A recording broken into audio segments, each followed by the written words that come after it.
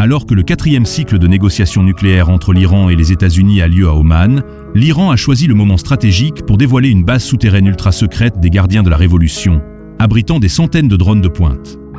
Parmi eux, le Mohajer 6, migrant en persan, pilier de la technologie militaire iranienne, il est équipé de systèmes de guerre électronique sophistiqués, incluant des capacités de brouillage des communications et des charges offensives. Présentés par le commandant en chef du CGRI, Hossein Salami, ces drones ont déjà survolé des navires américains, dont le porte-avions Eisenhower, pendant 10 heures d'affilée, capturant des images en haute résolution tout en échappant au radar grâce à des systèmes de brouillage avancés. L'Iran affirme surveiller en temps réel tous les mouvements militaires dans les eaux du Golfe. Destroyers, avions de chasse et hélicoptères étrangers apparaissent dans le viseur de ces drones. Cette démonstration intervient après une série d'explosions, dont la plus spectaculaire a visé le port de Bandar Abbas.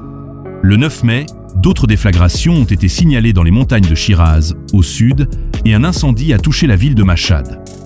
Une vague de sabotage dont l'origine ne fait guère de doute. Derrière cette mise en scène maîtrisée, l'Iran avance ses pions en exposant ses capacités de dissuasion.